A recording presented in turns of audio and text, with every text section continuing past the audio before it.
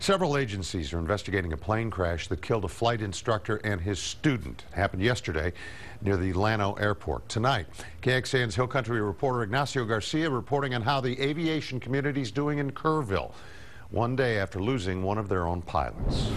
A crash Saturday afternoon just south of the Llano airport took the lives of two men flying a small aircraft. 60-year-old Scott Belt of Kerrville was the instructor who had taken student Bobby Luker Jr. of Bertram for touch-and-go practice. At Belt's small office called Learn to Fly, things are now quiet. Nearby at the Kerr County Airport, Amy Fry mourned the loss of a friend. I met him here when I first started working here.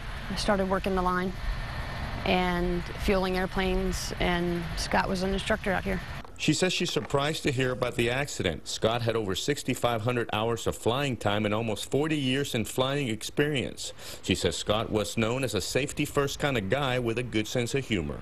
He was always kind of a jokester. He liked to make people laugh, I think, and he was always hanging around here. Friends of Scott Belt say he used to love to fly, that he was always hanging around the airport. And just a few years ago, he decided to open his small office right across from the airport right here, where he used to spend a whole lot of time with friends and clients. Now Scott's two Cessna Skyhawk planes sit just across the street from his office inside the airport grounds. A friend says Scott was flying the client's plane when it crashed, but that teaching students in their own planes is not unusual. What is unusual, they say, is to hear that Scott perished in a plane accident, considering how meticulous he was.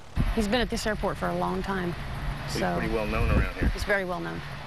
So he will definitely be missed. In Kerrville, Ignacio Garcia, KXAN News.